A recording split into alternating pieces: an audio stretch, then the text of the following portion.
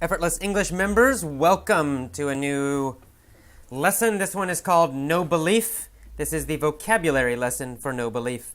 Let's get started. Our first vocabulary word is debate. A debate is like a discussion or an argument. A debate usually means people do not agree and they're talking about some topic, but they don't agree. Okay, in the same first sentence, we say the debate on BBC TV provoked incredulity on the part of most viewers. Incredulity.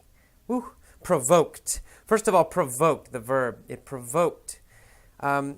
Provoke means to cause, but it means to cause a reaction. So the idea of a reaction is important with this word, with this verb. You provoke somebody, it means you make them react. You cause them to react. And in the next word, incredulity means surprise.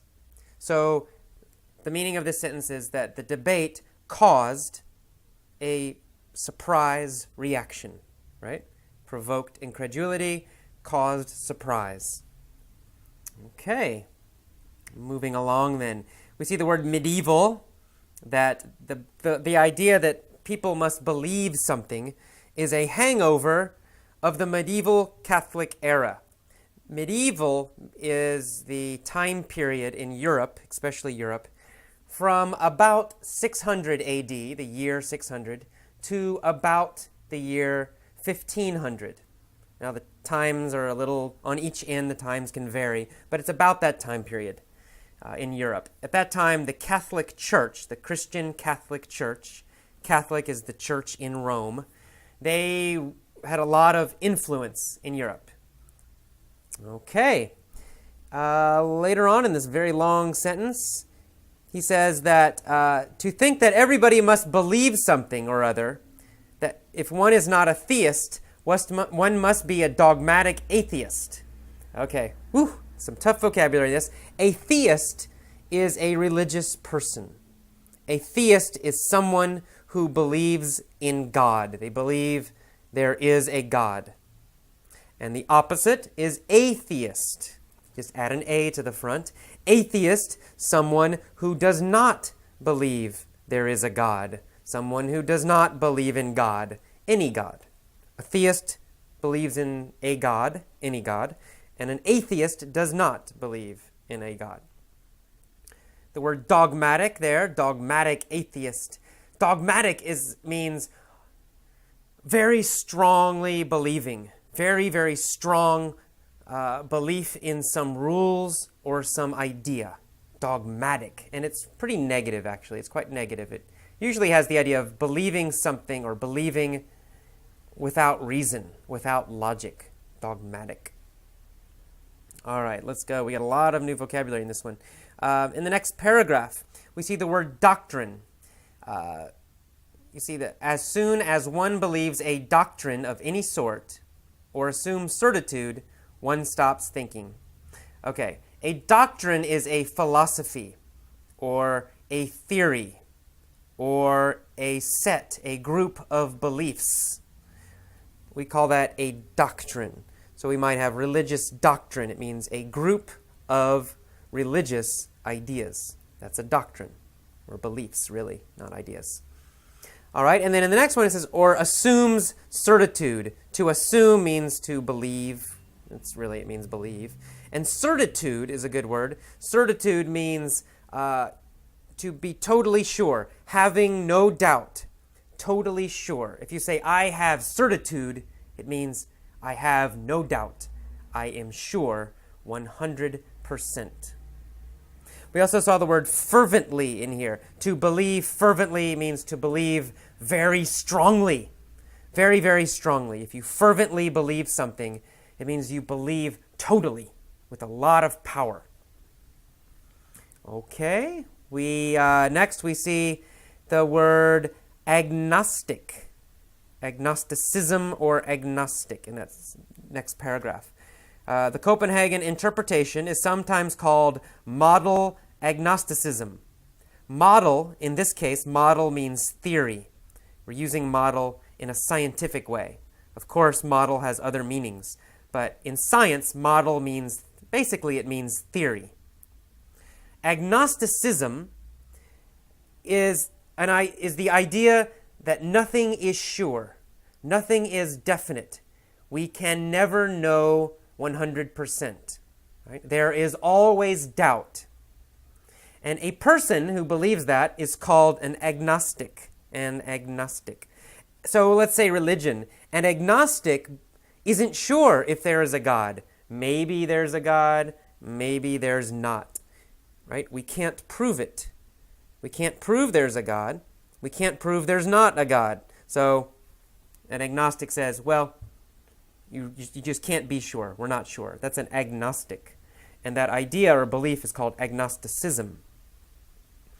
Okay, then. Let's keep going down to the bottom of that paragraph. And we see the quote from Alan Watts, "The menu is not the meal." Right? So he's showing this idea that don't believe your beliefs. Don't believe your ideas. Because ideas are not the same as the real world. The menu is not the meal.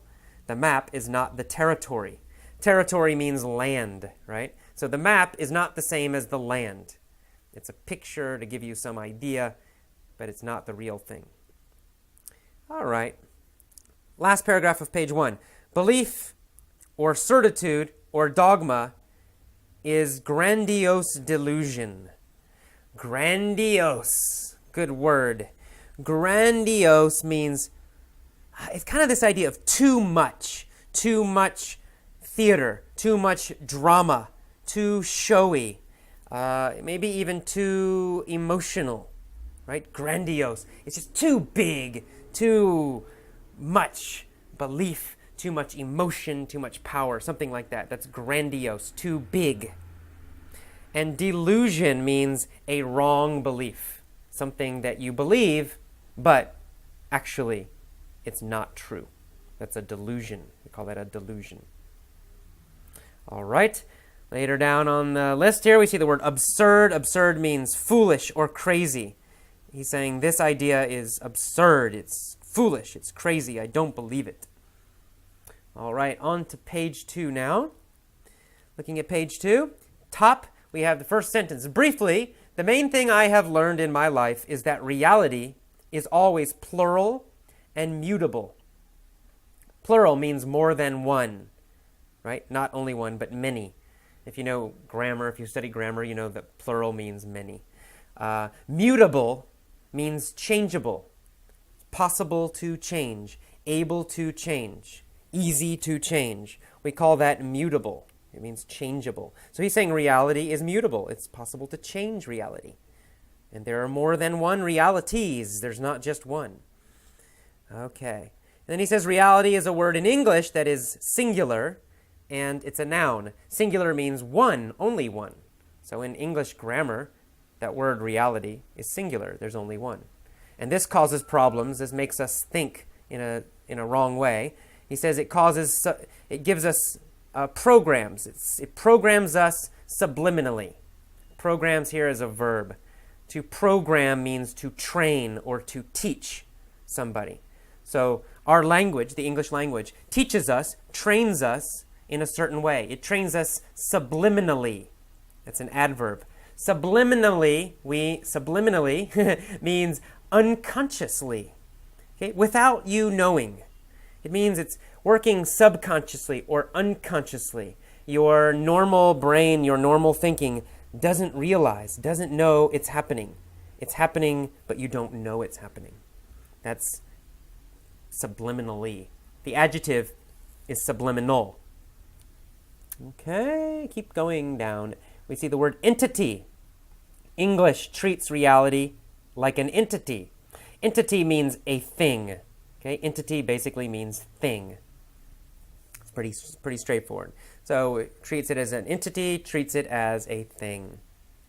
And then a little bit farther down, we say this linguistic program, this language program, is so pervasive that most people can't think outside of it. Pervasive means everywhere, extensive, universal, happening everywhere, happening to everyone. That's what pervasive means. Everywhere you go, you find it. Pervasive. Pervasive, happening everywhere. All right. And then we see the sentence gibberish at the end of the sentence. If you talk about another idea, another perspective, another view, then people think you are talking gibberish. Gibberish means words with no meaning, nonsense, babble. So if it's like that is gibberish, right? It sounds but no meaning. Sounds without meaning. We say gibberish. We call that gibberish. All right, let's kind of move on down. We got the word transmuted a little bit farther down. Transmuted in the next paragraph. It says, when the nervous system is joined with certain drugs or transmuted by spiritual exercise, transmuted means changed. If something is transmuted, it means it is changed. And it usually has the idea changed to something else or changed a lot. So if your nervous system is transmuted, it is changed. Some experiences, some spiritual exercises, for example, meditation, can change your nervous system. It transmutes your nervous system. So that's transmute, means to change a lot. We see the word instruments in that same sentence. An instrument is a machine or a tool, something you use, right, for a purpose. An instrument. Okay, and then going down to the bottom, we see the word bundles. Bundles of energy. A bundle is a package or a group of things that are together. So it's a group or a package that are together, connected. We call that a bundle. A bundle. All right. The next paragraph, we see the phrase so much for. So much for reality as a noun. So much for means that you are finished talking about something. So it means, basically it means enough of that, right? Enough talking about that. Enough of that. So much for reality means enough talking about reality. That's enough. So much for the Super Bowl, meaning, the Super Bowl's over. Enough talking about the Super Bowl. We don't need to talk about it anymore. So much for that.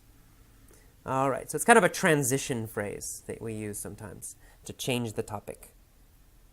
All right, and then we see another interesting phrase, an idiom that we use a lot. Does not jibe with, right? Belief does not jibe with science. Does not jibe with means agree with.